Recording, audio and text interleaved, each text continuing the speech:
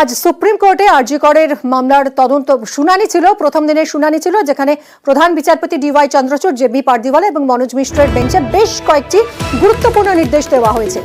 হাসপাতালের পাহারায় কেন্দ্রীয় বাহিনী থাকবে, আরজি করের নিরাপত্তায় কেন্দ্রীয় বাহিনী মোতায়েনের নির্দেশ দিয়েছে আজ শীর্ষ আদালত। কি পর্যবেক্ষণ জানবো মৈত্রেয়ী আমাদের প্রতিনিধির কাছ থেকে। মৈত্রেয়ী, দেখো, আজকে সর্বোচ্চ আদালত বেশ কয়েকটি আপডেট নিয়ে তারা বলেন। একদিকে যেমন আরজি করের এই খুন এবং হত্যার ঘটনা, ডাক্তারি ছাত্রীর ঘটনাকে হরিফিক বলে তারা উল্লেখ করেন, সেই সংক্রান্ত একাধিক বিষয় সুপ্রিম কোর্টে উঠে আসে। কিন্তু সেখানে দাঁড়িয়ে চিকিৎসকদের সুরক্ষা দেওয়ার প্রসঙ্গটি যখন ওঠে, তখনই সুপ্রিম কোর্টের বিচারপতিরা তারা পরিস্থিতি রয়েছে, সেই পরিস্থিতিতে দাঁড়িয়ে তারা পুলিশের ওপরেও সেই ভরসাটা করা সম্ভব নয় যেখানে চিকিৎসকদেরকে নিরাপত্তা নিশ্চিত করা যাবে। তার কারণ চিকিৎসকদের আইনজীবীদের তরফ থেকে আজকে বলা হয়েছিল যে চাকরিতে যোগ দেয় বা কর্মক্ষেত্রে ফেরার কথা সুপ্রিম কোর্ট বলছে বটে, কিন্তু জুনিয়র ডাক্তাররা এবং আন্দোলনকারী যারা চিকিৎসকরা রয়েছেন তারা আতঙ্কিত।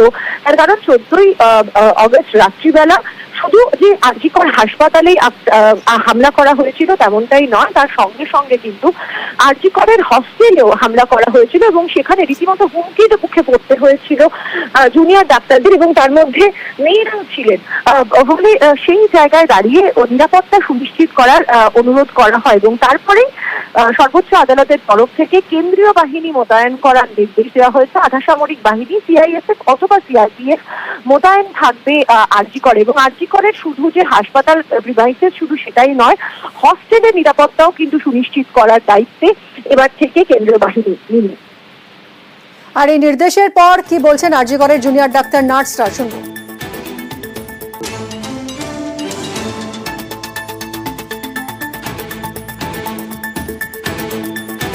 আরজি করে আজ কেন্দ্রীয় বাহিনী মোতায়েনের নির্দেশ দিয়েছে সুপ্রিম কোর্ট।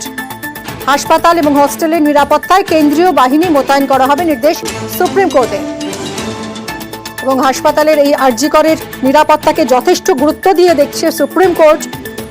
আরজি করে সিআইএসএফ মোতায়েনের নির্দেশ দিয়ে হাসপাতালের নিরাপত্তাকেও যথেষ্ট গুরুত্বপূর্ণ পর্যায়ে উন্নীত করলো বলেই মনে করা হচ্ছে।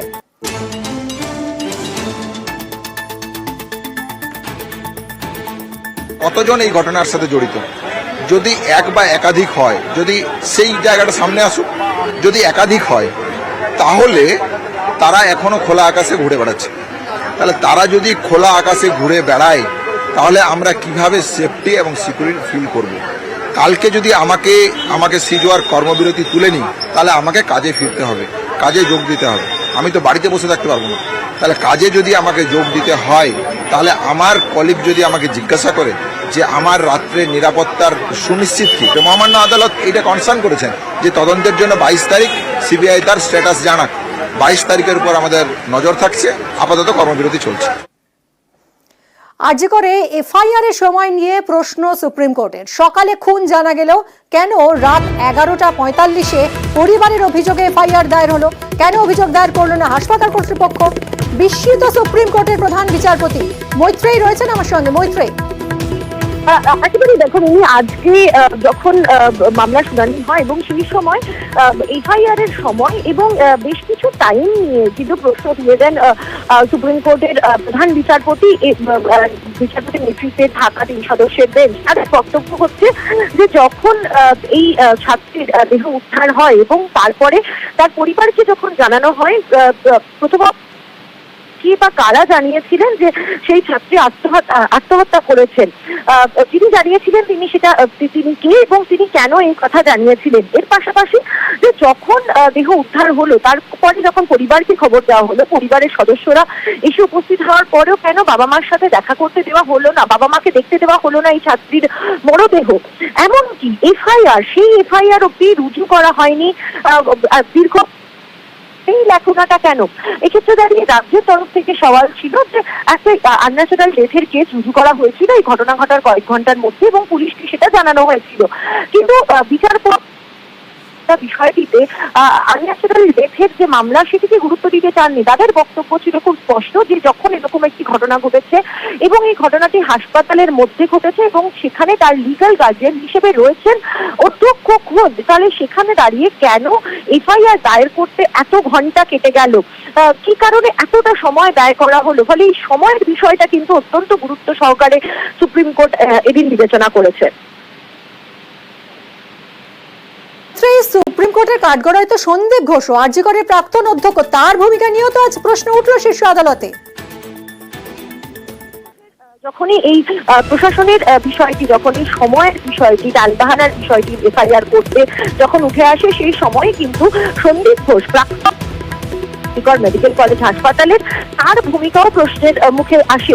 এবং ঠিক একইভাবে যেভাবে আমরা দেখেছিলাম যে হাইকোর্টে সন্দীপ ঘোষের ভূমিকা এফআইআর করতে দেরি করা এবং একই সঙ্গে তার পদত্যাগের পরে মাত্র কয়েক ঘন্টার মধ্যেই তার একটি অন্য হাসপাতালে তার যদি বলা চলে পুনর্বাসনের মতো তাকে অধ্যক্ষ দায়িত্ব দিয়ে দেওয়া, এটি যেরকম প্রশ্নের মুখে উঠেছিল, আজও দেখা গেল সুপ্রিম কোর্টও কিন্তু একইভাবে ভাবছে এবং তারাও কিন্তু একই প্রশ্ন তারা তোলেন যে যেখানে সন্দীপ ঘোষ তার ভূমিকা কি ছিল এবং তিনি একজন লিগ্যাল গার্জিয়ান, ফলে তিনি লিগ্যাল গার্জিয়ান হিসেবে তিনি এফআইআর করবেন না কেন, কেন তিনি এত দেরি করলেন, কেন তার পরিবারের হাতে দেহ তুলে দেওয়া হলো এবং 8টার সময় যখন তার দেহ তুলে দেওয়া হলো তারও 3 ঘন্টা বাদে, প্রায় 12টা নাগাদ, 11টার অনেক পরে কেন এফআইআর রুজু করা হলো, এই প্রশ্নগুলো কিন্তু তারা আজকে তুলেছেন। এবং একই সঙ্গে কেন সন্দীপ ঘোষ পদত্যাগ করার কয়েক ঘন্টার মধ্যেই অন্য একটি মেডিকেল কলেজের অধ্যক্ষ হিসেবে দায়িত্ব দেওয়া হলো, এ বিষয়ে আজকে বিষয় প্রকাশ করেন প্রধান বিচারপতি বেঞ্চ।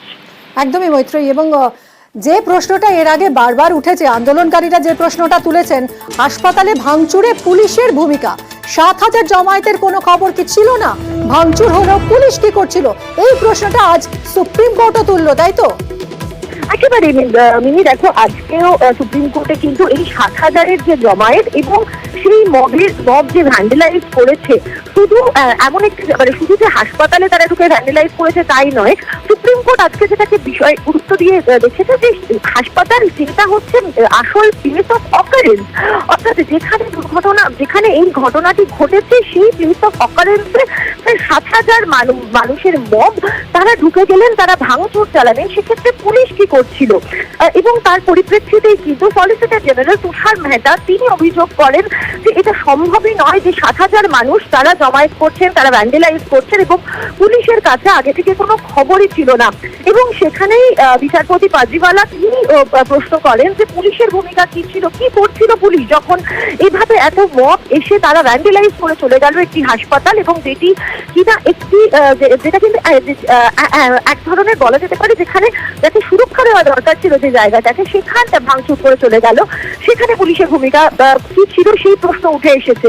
এবং প্রসঙ্গত জানিয়ে রাখতে চাইবো, যখন কেন্দ্রীয় বাহিনী দেওয়ার ঘোষণা করেন সুপ্রিম কোর্টের বিচারপতিরা, সেই সময়ও কিন্তু পুলিশের ভূমিকা তাদের প্রশ্নের মুখে তারা পুলিশের ভূমিকা নিয়ে তারা নিজেদের মন্তব্য করে। তারা বলেন যে পুলিশ যার একটি প্লেস অফ অকারেন্স এবং যেখানে আন্দোলন চলছে সেই জায়গাটাকে তারা রক্ষা করতে পারেনি, তারা কিভাবে সুরক্ষা দেবেন চিকিৎসকদের এবং তারা কি পরিবার নিশ্চিন্ত হবে।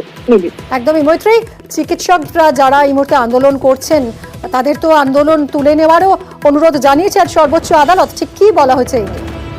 সর্বোচ্চ আদালতের তরফ থেকে চিকিৎসকরা যে আন্দোলন করছেন গোটা দেশ জুড়ে আমরা দেখছি, গত বেশ কিছুদিন ধরেই তারা ওপিডি বন্ধে ডাক দেখেছেন, সমস্ত রেসিডেন্ট ডক্টররা তারা আন্দোলনে রয়েছেন, তারা ইলেকটিভ ওটি বন্ধ রেখেছেন। এবং এই পরিপ্রেক্ষিতেই সর্বোচ্চ আদালতের তরফ থেকে আজকে ডিওয়াই চন্দ্রচূড় প্রধান বিচারপতি তিনি অনুরোধ করেছেন চিকিৎসকদের কাজে ফেরার জন্য। তিনি বলছেন যে চিকিৎসকদের যে দাবি রয়েছে, তাদের যে সুরক্ষার যে দাবি, তারা যে নিরাপত্তার যে দাবি তারা তুলছেন, সেটা জাস্টিফাইড দাবি এবং সেই দাবিকে ফুলফিল করার জন্য সর্বোচ্চভাবে যা যা প্রয়োজনীয় পদক্ষেপ, সব পদক্ষেপ নেওয়া হবে, সেই আশ্বাস সুপ্রিম কোর্টের তরফ থেকে দেওয়া হচ্ছে। কিন্তু তারা বলছেন যে সাধারণ যারা রোগীরা রয়েছেন, যারা দিনের পর দিন অপেক্ষা করে থাকেন একটা ওপিডির আউটডোরের অ্যাপয়েন্টমেন্ট পাওয়ার জন্য, তাদের কথা ভেবে, সেই সমস্ত রোগীদের কথা ভেবে চিকিৎসা পরিষেবা ফিরে আসুক, চিকিৎসা পরিষেবা দেওয়াতে ফিরে আসুন চিকিৎসকেরা, এই অনুরোধ জানানো হয়েছে।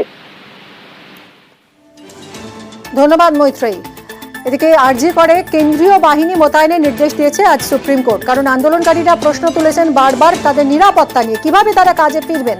তারা যাতে এই কর্মবিরতি প্রত্যাহার করে কাজে যোগ দিতে পারেন সেই দায়িত্ব নেবে সুপ্রিম কোর্ট। আজ প্রধান বিচারপতি তিনি এই কথা বলেছেন যে কেন্দ্রীয় বাহিনী নিরাপত্তার দায়িত্বে থাকবে আরজি করে।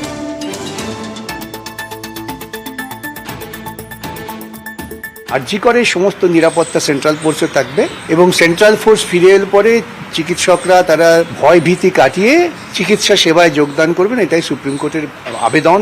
রিপোর্টটা সুপ্রিম কোর্টের কাছে বৃহস্পতিবার ফাইল করবে সিবিআই এবং রাজ্য সরকারও তাদের কি বক্তব্য বৃহস্পতিবার ফাইল করবে। সামগ্রিকভাবে শুনানিটা বৃহস্পতিবার হবে। সিবিআই তদন্ত চালিয়ে যাবে এবং প্রিন্সিপাল যেন কোনো কাজ করতে না পারেন যিনি ছিলেন। শান্তিপূর্ণ বিক্ষোভ যারা করছেন তাদের উপর হামলা করা যাবে না, কেন তোমরা শান্তিপূর্ণ বিক্ষোভকে ভাঙবার জন্য ভ্যান্ডালিজম হলো তাকে রোধ করতে পারোনি।